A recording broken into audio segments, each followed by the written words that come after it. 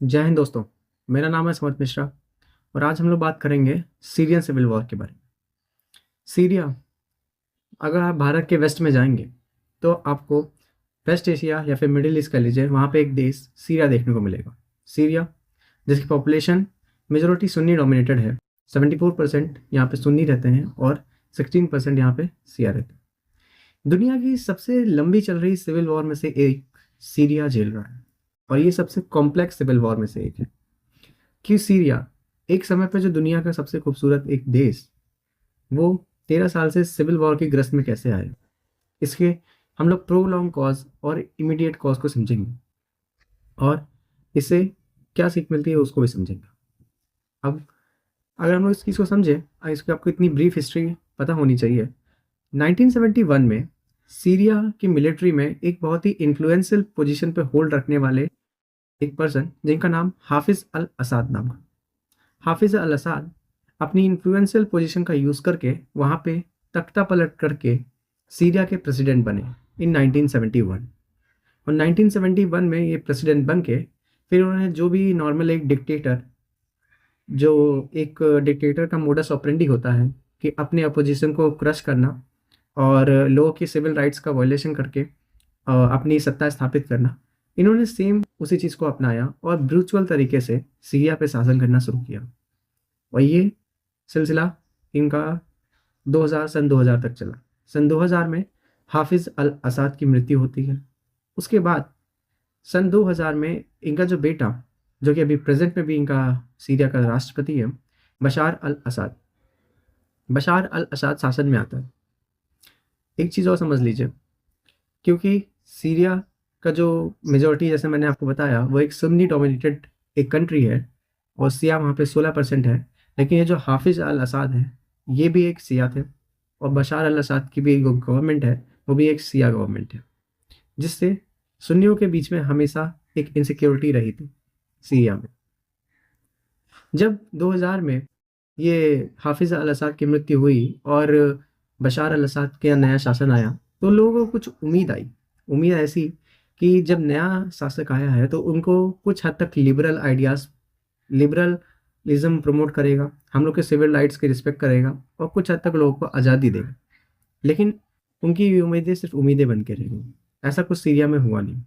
Syria में ठीक इसका उल्टा, बशार अल असाद ने ठीक अपने पिता के पद चिन्हों पे चलते हुए सीरिया पे ब्रूटल तरीके से शासन करना स्टार्ट कर दिया। और 2006 के आसपास सीरिया में ड्रॉट भी पड़ा, यानी कि सूखा पड़ने के बाद सीरिया में जो पॉवर्टी थी वो और बढ़ गई।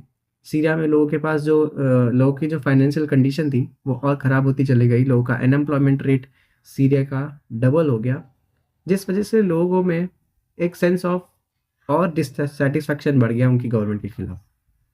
अब चीज़ें होती हैं, अब मैं आपको, ये तो एक प्रोलॉन्ग कॉज था कि जो डिक्टेटरशिप से लोग परेशान थे, तो ये प्रोलॉन्ग कॉज के रूप में इस चीज़ को फ्यूल किया। अब 2011 में ऐसा क्या हुआ? 2011 में ऐसा कुछ हुआ जिससे ये पूरी सिविल वॉर, जिससे ये पूरा जो लोगों का आउटरीच था अपनी गवर्नमेंट के रूप में, ये इसने एक सिविल वॉर का रूप ले लिया। तो होता यह है, उस समय अरब में एक अरब स्प्रिंग नाम का एक मूवमेंट चल रहा था। अरब स्प्रिंग में हुआ क्या था कि बेसिकली जो लोग थे वो वहाँ की मोनार्कीज के खिलाफ, वहाँ की डिक्टेटरशिप के खिलाफ प्रोटेस्ट कर रहे थे और अपने डेमोक्रेटिक राइट्स को मांग रहे थे। वहाँ की जितने भी डिक्टेटोरियल रजीम थी उनको हटाया जा रहा था। इसकी शुरुआत ट्यूनीशिया से हुई थी। ट्यूनीशिया में जब, इसकी अपनी एक अलग स्टोरी है, इसको हम लोग फिर कभी समझेंगे। फिलहाल आप इतना जान लीजिए कि अरब स्प्रिंग में वहाँ की जो डिक्टोरियल रजीम है, जो अलग अलग देशों की, चाहे वो ट्यूनीशिया हो, चाहे वो इजिप्ट हो, चाहे वो लीबिया हो, उन सब के खिलाफ विरोध प्रदर्शन होते हुए वहाँ पे डेमोक्रेसी की एक मांग उठ रही थी। और इससे जो पूरे मिडिल ईस्ट में जो शासक हैं उनमें एक घबराहट थी। ठीक ऐसी ही घबराहट हम लोग को बशार अल असाद के मन में भी देखने को मिलती थी। उनको पता था कि सीरिया, ये चीज़ें अगर सीरिया में स्टार्ट हुई तो उनके लिए काफ़ी दिक्कतें खड़ी हो सकती। तो उन्होंने अपनी सिक्योरिटी फोर्सेस को हाई अलर्ट पर डाल दिया और उनसे कहा कि आप छोटी से छोटी चीज़ों को भी नेग्लेक्ट नहीं करिएगा, हम लोग सीरिया में ऐसे प्रोटेस्ट नहीं होने देंगे। खैर, उनको उस वक्त कहाँ ही पता था कि उनकी ये जो सोच है इससे सीरिया को एक 10 को लंबी चलती हुई सिविल वॉर में ढकेल दिया जाएगा। होता ये है कि सीरिया के डेरा शहर में एक 14 साल का लड़का जिसका नाम मुआविया स्यासने था, वो 14 साल का लड़का जो कि रेडियो पे ये सब चीज़ें न्यूज़ को सुन रहा था और इस सब चीज़ से मोटिवेशन लेके उसने एक कार्य किया। वो काम ये था कि उसने अपने स्कूल की दीवार पे, अपने स्कूल की वॉल पे अपने दोस्तों के साथ मिलके एक लाइन लिख दी। वो पंक्ति क्या थी? वो पंक्ति ये थी कि next is your turn doctor. यहाँ पे डॉक्टर जो बशार अल असद का निक नेम है उसके लिए यूज़ होता है, यानी कि अब तुम्हारी बारी है डॉक्टर। अब क्योंकि ये चीज़ जैसे ही ये चीज़ फैली और सीरियन अथॉरिटीज़ की नज़र में आ गई तो वहाँ के लोगों को समझ में आ गया कि सरकार इसको बहुत ही लाइटली तो नहीं लेगी। वैसा ही कुछ हुआ। वहाँ का उस समय जो सिक्योरिटी ऑफिसर था आतिफ, वो बशार अल असद का एक बहुत ही करीबी था और उसने इस चीज़ से बहुत गुस्सा हुआ और उसने एक पूरी तरीके से इसको है ना ऐसे लोगों को दंड देने का पूरा तैयारी कर ली। उसने इन्वेस्टिगेशन चालू करवाई और इन्वेस्टिगेशन के रूप में उसने मुआविया स्यासने जो कि उस समय 14 साल का एक बच्चा था और उसके कुछ दोस्त, यानी कि उस समय ये लोग बच्चे ही थे, इनको अरेस्ट कर लिया और इनको कैप्चर करके ये लोग ले गए। वहाँ पे इनके साथ 3rd डिग्री 4th डिग्री जितना भी डिग्री आप सोच लीजिए, इनको बहुत ही ब्रूचुअल टॉर्चर किया गया, इनके नाखूनों को उखाड़ लिया गया और इनको बहुत ही बुरी तरह से मारा गया, जिस वजह से इनको बहुत चोटें आई। क्योंकि जब इनके परिवार वाले परेशान हुए मुआविया से आसने और इन सब बच्चों के, तो वो सीरियन गवर्नमेंट के पास जाके, सीरियन पुलिस के पास जाके उनसे इनको छोड़ने की डिमांड कर रहे थे। खैर ये डिमांड उन्होंने सुनी नहीं, ऊपर से कि इनके पेरेंट्स को डरा धमका के वापस भेज दिया जाता। लेकिन वो जब बार बार जिद करते और बार बार जाते तो उनको सीरियन पुलिस की तरफ से क्या जवाब मिला? उनको जवाब सुनने को ये मिला कि आप अपने बच्चों को भूल जाओ और आप दूसरे बच्चे पैदा करो, और अगर आप नहीं पैदा कर सकते तो अपनी स्त्रियों को यहाँ छोड़ दो। जैसे ही ये बात वहाँ के लोगों ने सुनी तो वहाँ पे लोगों के मन में एक गुस्सा फूट गया, जिस वजह से प्रोटेस्ट चालू हो गए पूरे के पूरे डेरा शहर में। और ये पूरे के पूरे डेरा शहर में जब प्रोटेस्ट चालू हो गया तो बशार अल असद की जो सिक्योरिटी फोर्सेस थी उन्होंने इनको अरेस्ट करना स्टार्ट कर दिया, इनको पर क्रैकडाउन करना स्टार्ट कर दिया। हालांकि उन्हें लगा कि इस चीज़ से प्रोटेस्ट बंद हो जाएंगे, लेकिन ये प्रोटेस्ट बंद नहीं हुए, जिस वजह से ये प्रोटेस्ट अलग अलग जो सीरिया के सिटीज़ थे, चाहे वो अलेप्पो हो, चाहे वो होम्स हो, चाहे वो राका हो, इन सब जगह भी फैल गए। और इसके बाद हम लोग को क्या देखने को मिला? देखने को ये मिला सीरिया में कि इससे जो सीरियन गवर्नमेंट है वो एक समय पे, जो बशार अल असद, वो एक समय पे हॉल्ट करके उसने एक स्टेप बैकवर्ड लिया और उसको ये समझ में आया कि हम लोग को इन बच्चों को छोड़ देना चाहिए। हालांकि जब सीरियन गवर्नमेंट से ये जो अथॉरिटीज से ने छोड़ा इन बच्चों को, तो ये बच्चे जब बाहर आए तो ये अपने पैरों पे खड़े भी नहीं हो पा रहे। जब इनके माता पिता ने और इनकी फैमिलीज ने ऐसे अपने बच्चों को हालत में देखा और वहाँ के लोगों ने देखा तो लोगों का गुस्सा और बढ़ गया और उन्होंने फिर से प्रोटेस्ट चालू कर दिए और ये प्रोटेस्ट धीरे धीरे एक वॉयलेंट रूप लेते चले गए। और जब अब प्रोटेस्ट फिर से चालू हुए और वॉयलेंट रूप लेते चले गए तो बशार अल असद की जो गवर्नमेंट थी, जो सिक्योरिटी फोर्सेस थी, उन्होंने इनको ऊपर एक वॉयलेंट क्रैक डाउन करना स्टार्ट कर दिया। इनको ऊपर एक ओपन आर्म्स खोल दिए और सिविलियंस को मारने लगे अंधाधुंध तरीके से, जिस वजह से वहाँ पे पूरे सीरिया में एक बार फिर से प्रोटेस्ट चालू हो गए। अब हुआ ये कि जब ये प्रोटेस्ट का ये दौर चल ही रहा था, उस समय जो सीरिया की जो बेसिकली सिक्योरिटी फोर्सेस थी उनमें भी कोई बहुत सारे लोग रेबेलियन कर दिए। वहाँ पे बहुत सारे लोगों ने अपने लोगों पे गोली चलाने से मना कर दिया और जो बशार अल असद की जो गवर्नमेंट है उसका साथ छोड़ के वो लोग रेबल्स के साथ, मतलब अपने सिविलियंस के साथ मिल गए और उन्होंने एक आर्म्ड गठन कर लिया, यानी कि अपनी ही एक रेबेलियन फोर्सेस का निर्माण किया, जिसे उन्होंने नाम दिया free Syrian army. Free Syrian army जिसका उन्होंने गोल रखा कि सीरिया को एक लोकतांत्रिक देश बनाएंगे और बशार अल असद की जो रेजीम है उससे सीरिया को आज़ाद कराएंगे। तो अब हुआ ये, सीरिया में हम लोग को सीरियन गवर्नमेंट और जो फ्री सीरियन आर्मी बनी थी, जो बेसिकली लोगों के लिए उनके राइट्स के लिए लड़ रही थी, तो उनके बीच में एक आर्म स्ट्रगल पूरे सीरिया में हम लोग को चलता हुआ मिलने लगा और ये दोनों एक दूसरे पे हमले करने लगे। जो सीरिया की जो सिक्योरिटी फोर्सेस थी वो बॉम्बिंग करती, जिनमें सबसे ज़्यादा जान सिविलियंस की जाती। तो हुआ ये कि एक तरफ फ्री सीरियन आर्मी और बशार अल असद की जो ये रजीम थी आपस में लड़ रही थी। एक गुट और था सीरिया में से, जब आप नॉर्थ ईस्टर्न पार्ट में जाएंगे, आप इसकी स्क्रीन पर देख सकते हैं, तो वहाँ पे एक कुर्द मिलिशिया थे। कुर्द मिलिशिया वहाँ पे बेसिकली हैं ये भी मुस्लिम, लेकिन इनकी जो बेसिकली आप एथनिसिटी कह लीजिए, तो वो एक कुर्द समुदाय से बिलोंग करते हैं।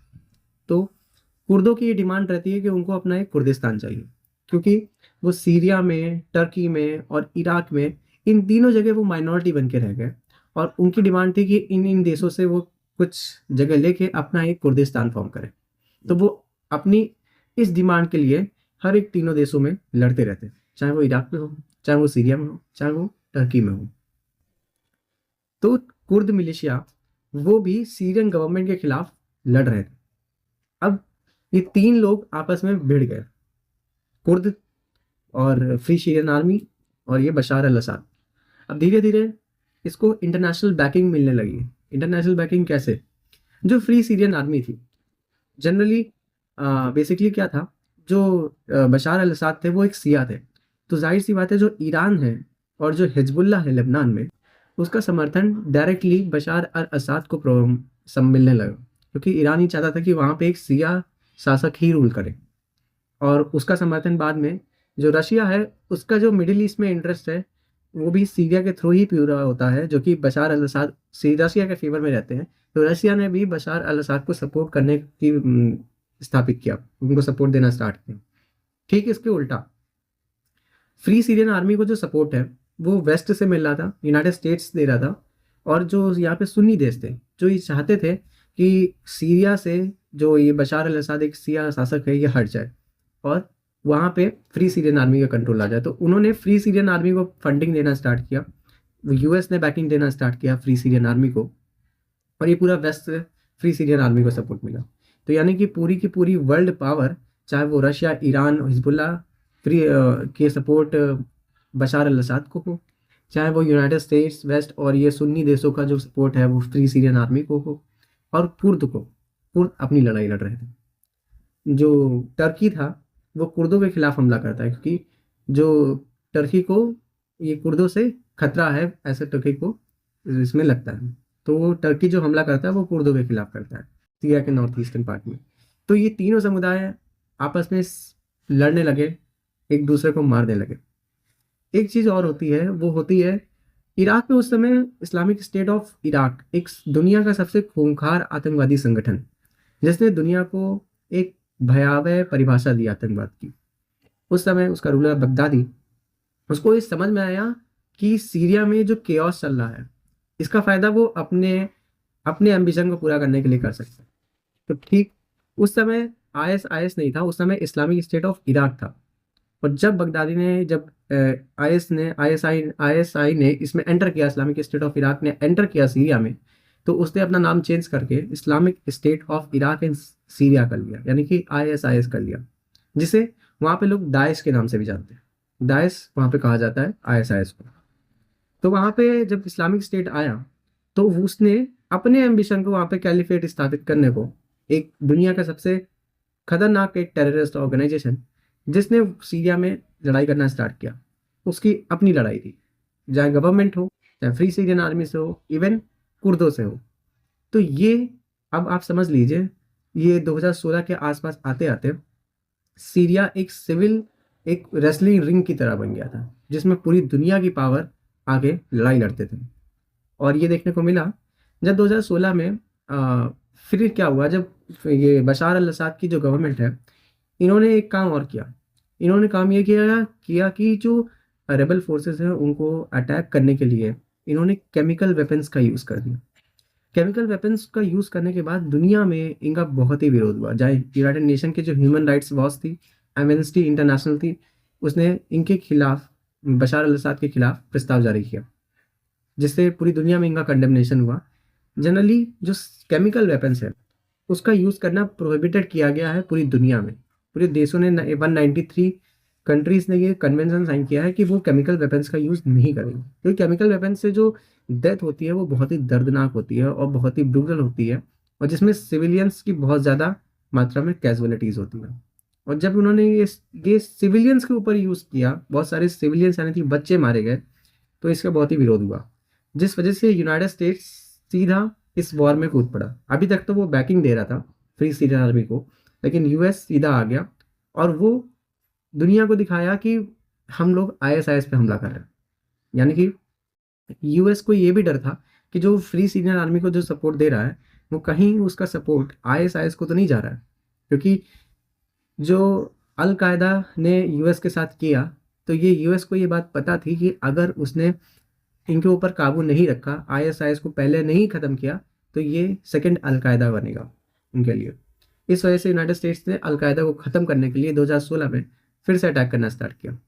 हालांकि जब बगदादी मरा, उसके बाद आज की सिचुएशन में आईएसआईएस लगभग ख़त्म हो चुका है। और जो आप ये मैप देख रहे हैं, इसमें जो छुट-पुट काले डॉट्स दिख रहे हैं, यहाँ पे थोड़ी प्रेजेंस आईएसआईएस की मिलती है। और बाकी ये जो आप रिजीम दे रहे हैं, जो रेड कलर में है, वो सीरिया की जो गवर्नमेंट है उसका कंट्रोल, और जो ऊपर येलो कलर में वो कुर्दों का कंट्रोल। तो इतनी लंबी सिविल वॉर में हुआ क्या, 2020 तक का जो डेटा है वो ये कहता है कि इसमें जो रिकॉर्डेड नंबर ऑफ डेथ्स है वो अराउंड 6 लाख है, यानी कि 6 लाख लोग डेथ हुई, और इससे लाखों में ज़्यादा लोग इंजर्ड हो गए, और इतने ज़्यादा और हज़ारों के करीब रेफ्यूजीज यूरोप टर्की की तरफ भाग गए अपनी जान पे खेल के। तो ये पूरे सीरिया ने देखा।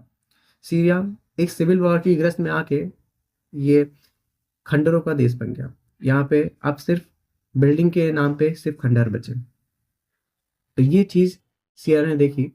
दुनिया भर के शासकों ने, दुनिया भर के जो अलग अलग पावर्स थी, उन्होंने अपना इंटरेस्ट पूरा करने के लिए सीरिया को एक बैटल ग्राउंड बना के छोड़ दिया। अगर इसका सोल्यूशन देखा जाए, तो इसका सोल्यूशन दुनिया भर के जो चिंतक हैं वो मानते हैं कि इसका सोल्यूशन इतना सिंपल नहीं है। जब तक आप रेबल फोर्सेस को या फिर जो यहाँ के सीरियन अथॉरिटीज़ हैं उनको बुला करके एक जगह बैठा करके बातचीत नहीं करेंगे, अगर उनको हथियारों से कोई भी सोल्यूशन नहीं है निकलता, तब तक इस सिविल वॉर का अंत होना और इस सिविल वॉर को ख़त्म करना बहुत ही मुश्किल है।